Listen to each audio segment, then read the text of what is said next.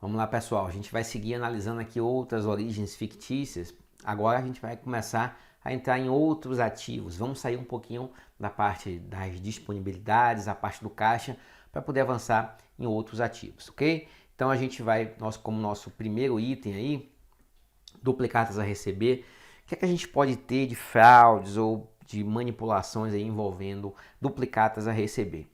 Bom, quais seriam aqueles casos clássicos, né? Eu sempre digo assim que o limite da fraude é a criatividade humana, então assim são centenas de casos ainda não pensados, inclusive. Então, quando a gente trabalha tentando trazer um pouquinho de concretude a essas possibilidades, a gente pensa nos pontos, naqueles elementos que são clássicos, como liquidar uma conta a receber.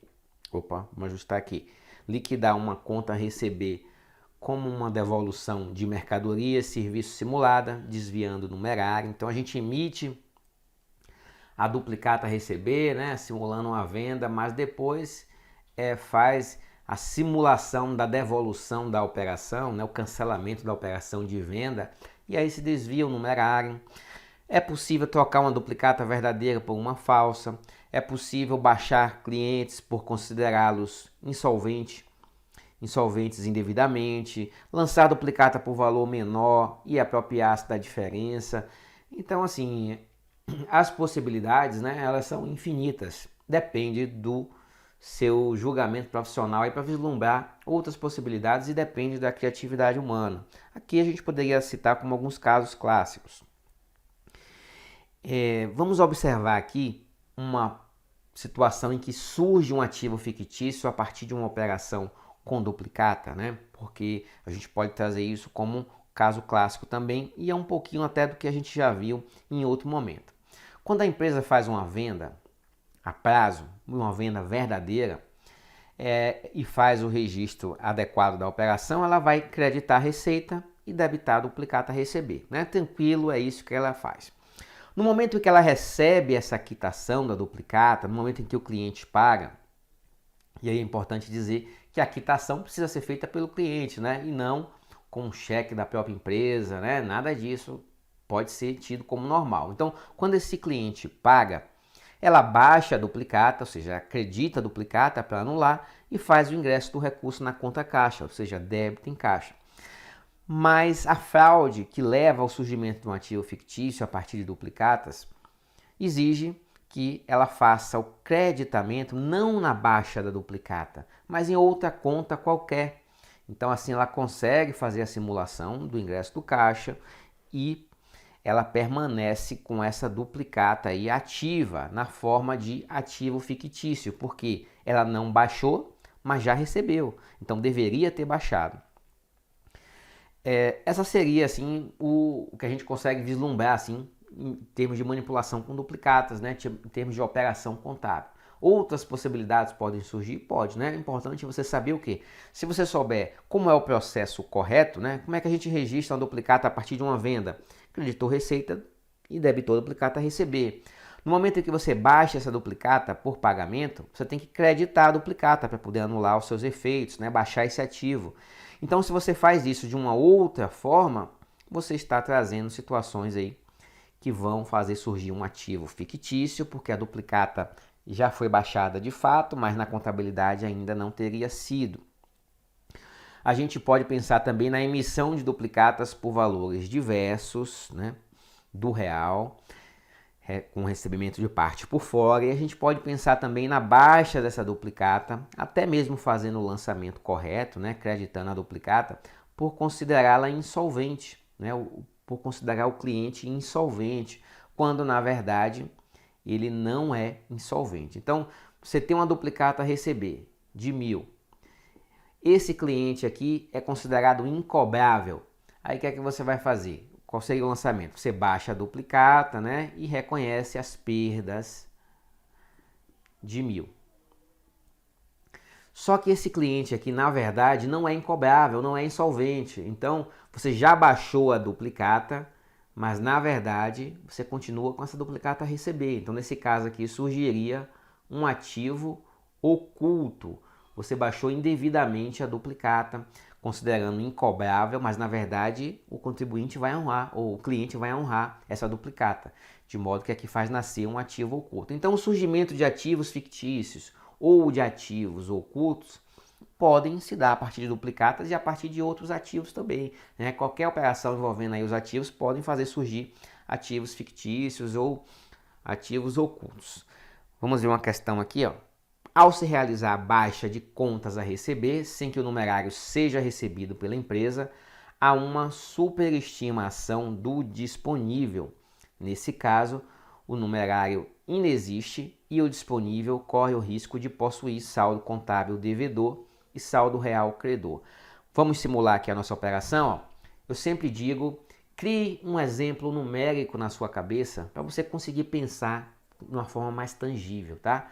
Então, ó, baixa de contas a receber. Vamos imaginar que a gente tem aqui, ó, duplicatas a receber de 1.000. E aí eu tenho aqui a minha conta caixa, né, com saldo qualquer. Eu vou botar até o saldo aqui de 1.000, um saldo credor, tá bom? Olha só. Se eu recebo uma duplicata a receber sem que o numerário seja recebido pela empresa, o que é que eu vou fazer? Escrituralmente, eu estarei fazendo o seguinte, ó, estou recebendo a duplicata, baixo a duplicata e estou debitando caixa, né? Isso que eu estou fazendo se eu estou recebendo uma duplicata.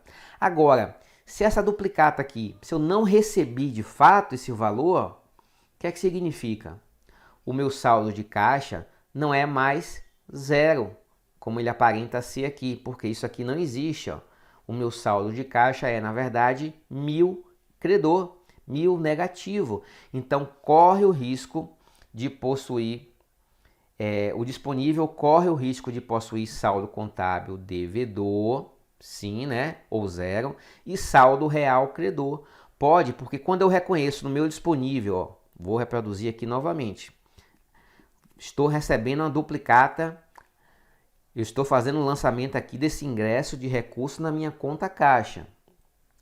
Se esse valor não existe, ó, significa que esse saldo devedor que estava aqui no caixa, ele pode não existir, né? Ele não existe, pelo menos nesse valor. E pode ser que quando eu anule esse valor aqui, se eu tinha 500 aqui, ó, eu vou ter agora um saldo credor, um saldo negativo de 500.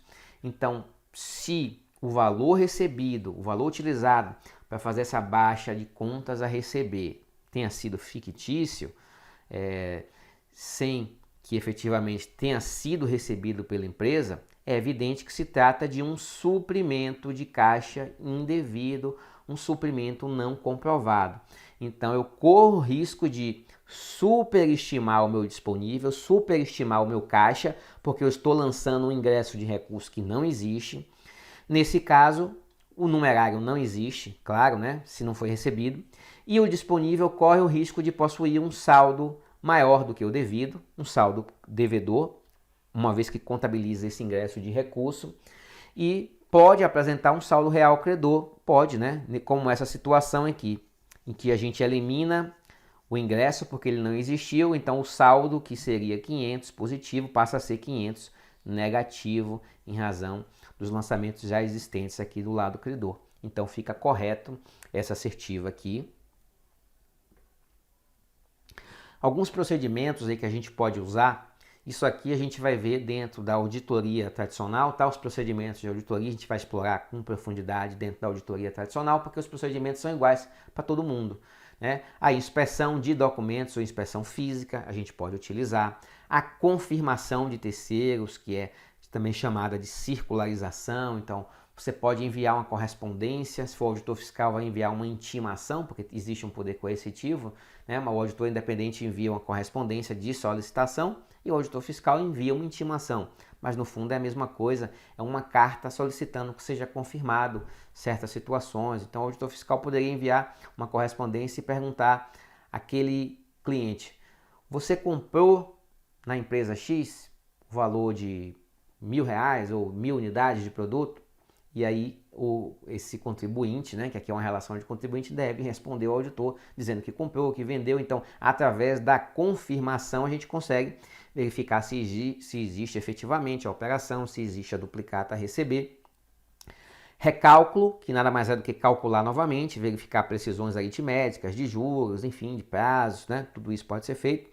Procedimentos analíticos, a gente pode utilizar também. Eu não vou me preocupar em descrever ainda minuciosamente esses procedimentos, né? Porque a gente vai explorar dentro da auditoria contábil, dentro da auditoria independente, a gente explora esses conteúdos. Mas o que é o procedimento analítico? É você verificar operações plausíveis, aí, relações plausíveis entre duas variáveis.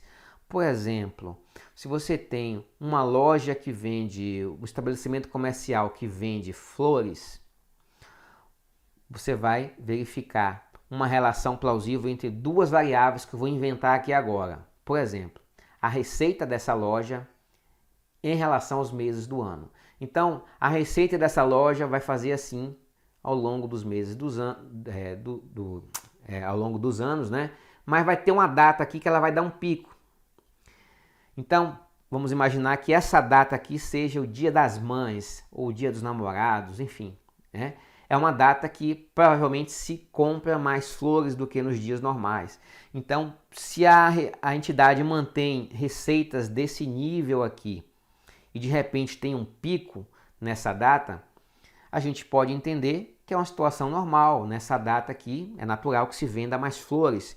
Mas quando a gente tem pouca oscilação nas receitas ao longo do ano, quando chega aqui o Dia dos Namorados, não tem oscilação, Dia das Mães, não tem oscilação, fica parecendo que tem alguma coisa errada. Então o procedimento analítico vai comparar isso, né?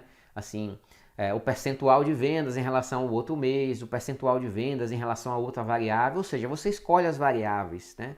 Assim, se a empresa vende picolé, sorvete na rua com aqueles carrinhos ambulantes, bom, se você tem 10 carrinhos na rua, você vai vender X. Se você tem 20 carrinhos na rua vendendo sorvete ali, provavelmente você vai vender 2x. Então existe uma relação de plausibilidade, né, entre essas variáveis. Vendas e quantidade de vendedores, venda e quantidade de lojas, vendas e datas festivas, datas comemorativas. Então o procedimento analítico você compara duas variáveis que têm alguma relação, só para indicar se tem alguma coisa normal, anormal, atípica, né? Então assim, a loja de flores que não modifica o seu padrão de vendas, se é o Dia das Mães ou o Dia dos Namorados, por exemplo, é uma indicação que tem alguma coisa errada, né? Porque não oscila as vendas, deveria oscilar, seria o normal. Já o estabelecimento que vende aqui mais flores no Dia das Mães seria um estabelecimento que não desperta tanta atenção em relação quanto à declaração dos seus rendimentos, né? Então isso aqui é o procedimento analítico, essa relação plausível entre duas variáveis, e a indagação, que nada mais é do que perguntar, entrevistar. Então vale a pena perguntar como é feito o procedimento de duplicatas, como é que é feito o registro, o controle. Vale a pena, né? Indagação tá valendo também. Eu deixei bem amarelinho aqui, ó, porque não nos interessa a observação e a reexecução não são muito úteis, tá? Mas não se preocupe em dominar os procedimentos, porque esse é um assunto que estará na auditoria independente, um assunto que a gente vai ver com calma por lá, tá bom? Eu preciso só citar aqui para você lembrar, caso você já tenha estudado também a auditoria independente, né, que a inspecionar as duplicatas, seja fisicamente ou seja documentalmente, a solicitação de confirmação externa, que é a conhecida circularização, né? Perguntar a um terceiro de forma escrita, que também detém a informação, porque um terceiro tem condições de emitir uma opinião mais segura. Então a gente poderia usar esses procedimentos aí, tá bom? Não se preocupe ainda com eles. Vamos verificar aqui agora o surgimento de um ativo oculto, né? O seu impacto fiscal, como é que surge um ativo oculto. Temos um exemplo aqui, ó.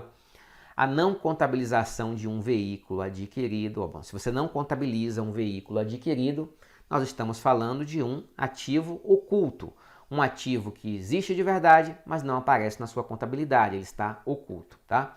Então, a não contabilização de um ativo adquirido pela empresa evidencia que os pagamentos foram efetuados com recursos mantidos à margem da escrituração provenientes de vendas sonegadas. A identificação de ativo oculto ensejará o lançamento fiscal, caso não seja comprovada a origem lícita do recurso necessário à sua aquisição. Pessoal, olha só, vamos imaginar aqui que a empresa tem, é matemática aqui, olha só, tem no disponível Caixa e Bancos 1.000. Ela precisa comprar um veículo, um caminhão, para o seu transporte de mercadorias que custa 2.000. Ela quer pagar à vista, né? Ela não quer financiar porque é uma empresa que só nega, então ela tem o recurso só não aparece na contabilidade, só não aparece nas declarações fiscais, mas ela tem o dinheiro, né? Ela só nega de forma reiterada os recursos. Então ela precisa pagar 2.000 para adquirir esse veículo. Ela não pode fazer o lançamento aqui, ó, 2.000, creditando as disponibilidades e debitando o ativo, né? O veículo. Ela não pode fazer isso por quê?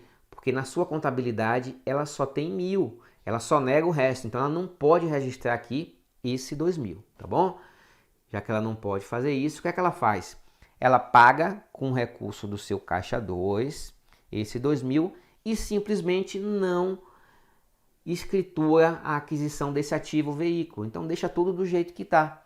Então aí nós temos um ativo oculto. Por isso que quando você encontra um ativo oculto, você vai presumir que ela comprou esse ativo, né? Só que com recursos à margem da contabilidade. Então, se você se deparar com um ativo oculto, vamos presumir aí a omissão de receita, né? Vendas sonegadas. Aqui, em linguagem técnica, o que a gente falou. A falta de registro de aquisições, pode ser aquisição de estoque ou de ativo, né? Efetivamente paga, constitui indicador suficiente para a exigência do imposto a título de omissão de receita. Infere-se que o pagamento foi efetuado com recursos mantidos à margem da contabilidade, ou seja, recursos de caixa 2. É exatamente isso que a gente viu, né, pessoal? O caixa, o disponível, só tem 1.000. Como é que eu faço para comprar uma máquina que custa 5.000? Eu não posso lançar 5.000 aqui, ó. Porque senão o meu saldo de caixa vai ficar credor e vão descobrir que eu omiti 4.000 pelo menos de receitas. Então, já que eu não posso fazer isso, o que é que eu faço? Eu compro essa máquina, esse ativo, esse estoque por fora e não registro nada. E passo a ter, então, um ativo oculto. Só que quando a gente encontra um ativo oculto, a gente vai presumir o quê? Que a empresa adquiriu com recursos por fora, e recursos por fora, por presunção aí, vai exigir a constituição do crédito em razão da omissão de receitas, né? Então, o ativo oculto considera-se uma omissão de receitas. Vamos lá, uma questãozinha. No processo de acompanhamento do inventário físico de estoques de matéria-prima que são compradas a prazo de uma determinada indústria, o auditor constatou a existência de quantidades relevantes de itens que não constavam nos registros físico-financeiros e contábeis. O que é isso, pessoal? É um ativo oculto. Olá, meus amigos, minhas amigas, eu sou o professor Lac. Inicialmente gostaria de pedir licença para vocês que estão estudando nos nossos vídeos do YouTube, mas esse vídeo é um vídeo demonstrativo, para você conhecer a potencialidade dos nossos professores e do nosso curso. Gente, aqui na Lá Concursos, nós estamos fazendo uma super preparação para fiscal de tributos do estado de Mato Grosso. Lembrando, claro, que a Lá Concursos é a escola mais tradicional, que mais aprova, que tem mais qualidade em concursos públicos no estado de Mato Grosso. Então, nós fizemos uma super preparação, nós já estamos aqui na turma 6, tá? Na turma 6 de fiscal de tributos, né? E se você quiser assistir o restante dessa videoaula e muito mais, o nosso curso online já consta aí com aproximadamente umas 320 horas e está em gravação alguns módulos ainda. Ele custa, atenção, apenas 10 parcelas de R$10. 10 parcelas de R$10 é o nosso curso focado na Secretaria de Fazenda do Estado de Mato Grosso. Você vai ter acesso a esse curso até o dia 31 de janeiro de 2023. Ah, professor, foi publicado o edital, e está diferente o pré-edital. Fique tranquilos que dentro do prazo de validade do seu acesso, nós iremos fazer todas as alterações e ajustes necessários para a sua aprovação, né? Lembrando, cara, quem estuda com antecedência, planejamento e foco são aqueles que vão aí, com certeza, ter um salário desse. Quanto ganha? Salário inicial, 37.418, gente. Você tem aqui 28.418, mais uma verba indenizatória de R$ 9.000. Então, você tem aí R$ 37.400. Ah, professor, isso aí resolve meus problemas financeiros. Cara, se isso aí resolve seus problemas financeiros, eu digo para vocês o seguinte, que você deve começar a estudar imediatamente. Eu peço um voto de confiança, vem estudar aqui na Lá Concursos, que eu tenho certeza que você não vai se arrepender. Detalhe, clica aqui, fala lá com os nossos atendentes. Nós temos aí uma política de descontos aí, principalmente para ex-alunos, e a gente sempre está lançando promoções que vão ajudar no seu investimento. Meus amigos, minhas amigas, conto com vocês, espero vocês aqui na Lá Concurso. Forte abraço, fique com Deus.